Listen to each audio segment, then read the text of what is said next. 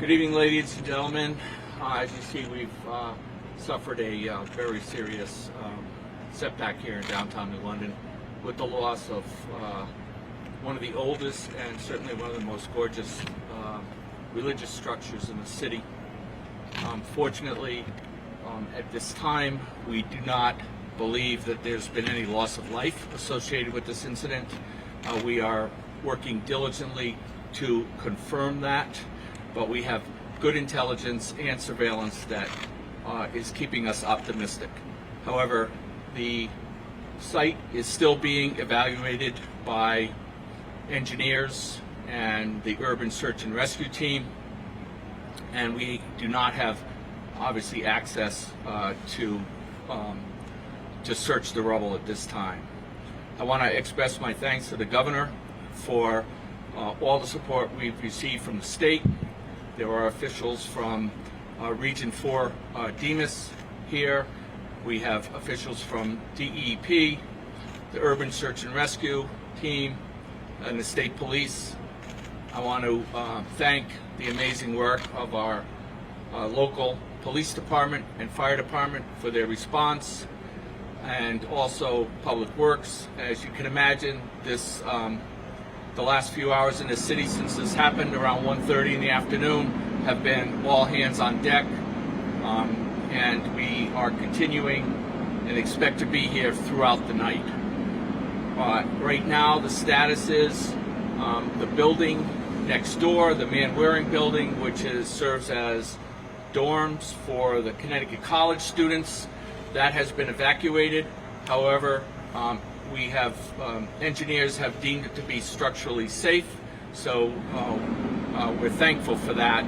They have been temporarily housed in the Holiday Inn, and we expect that they'll be displaced for at least through the weekend.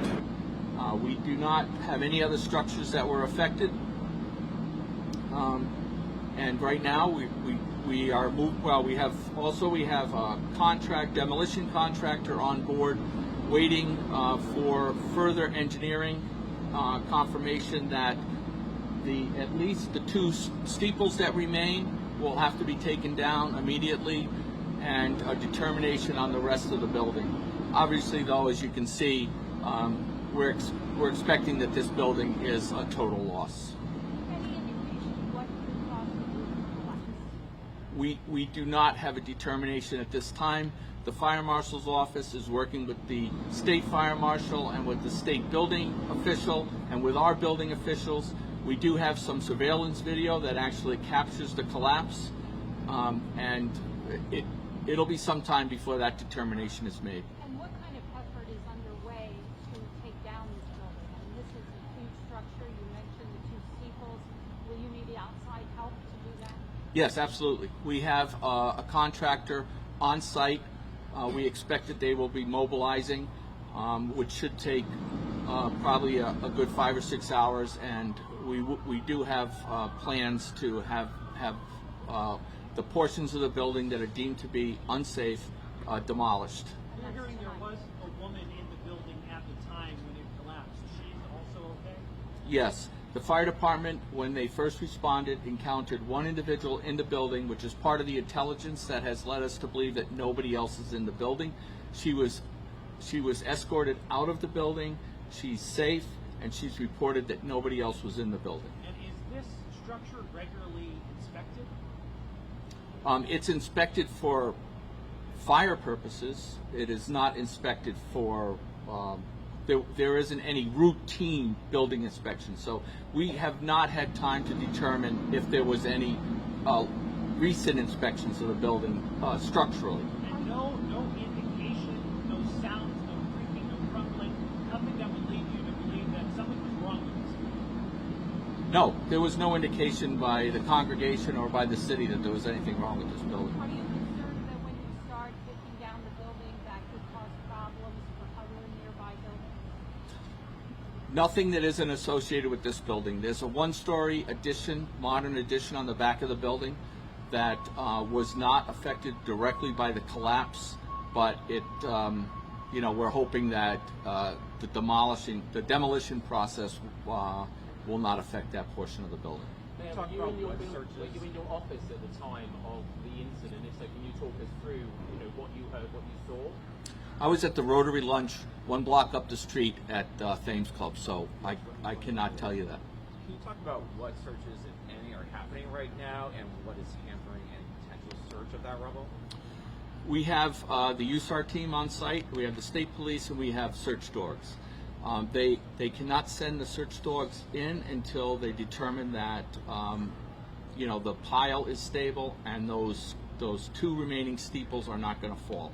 We expect to have word on that momentarily. The engineer is on the site, and that may have been determined by now. So you expect the demolition to take place tonight, throughout the night? The demolition will start as soon as the demolition company is mobilized. With a building this old, any concern about asbestos, lead paint, chemicals?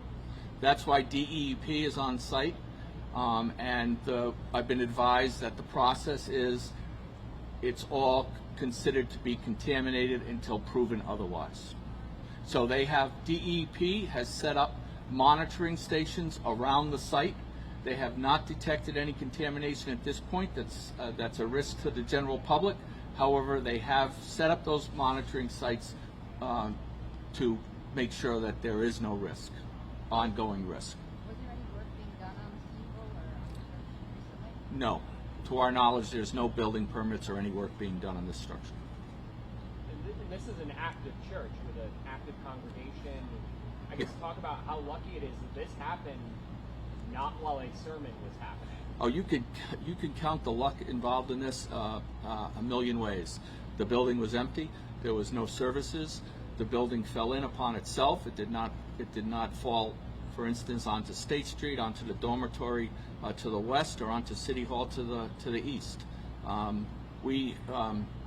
Assuming that we can confirm that there's been no loss of life, the city was extremely fortunate in the manner of the collapse. It could have been a much bigger disaster for us. However, we did lose a cherished historic structure. Is it possible this was a gas explosion? Right now, it's all preliminary, but they do not believe it was anything other than a structural collapse. We heard that the homeless really relies on this church to get their food. They do meals. Is that still going to continue in light of what happened? The part of the building is the addition in the back. It's the modern addition, and it is also not going to be usable. But there are other services in this city and other meal centers that will be able to pick up the slack.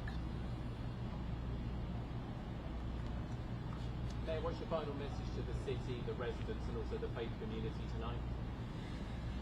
The final message is that we're fortunate to have great resources that can mobilize quickly when something like this happens. To the congregation that lost their church, we will work with them. We will help them to get relocated. So obviously, nothing will be able to replace the hole now in our skyline, by the loss of this building. But the city is resilient. Don't forget, Benedict Donald burnt us to the ground 300 years ago, and we survived that. We've survived much since, and we will rebound from this loss. Any other questions? Are you releasing that video? Last? I don't have the video. I believe it's part of the investigation, so that would be a question for any of the individuals behind me. This is an amazing team that has been on the job since early this afternoon, assisting, and the city certainly couldn't have done it without all the resources that we have locally and the resources that were sent by the state of Connecticut. Is the fire department doing the investigation? Our fire marshal office will be doing the investigation, leading the investigation. Is there any inspection protocol for buildings that are this old? I can't answer that question. And I don't believe the building inspector is here at the moment. No, the building inspector is on the site. Have you talked to the pastors of either of the churches that are affected? Just briefly, they've been here throughout the afternoon. Can you tell us how they are reacting and sharing their thoughts with you? I haven't talked to them that closely.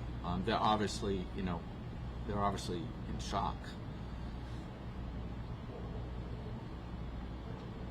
Thank you, Mr. Mayor. Okay, thank you all.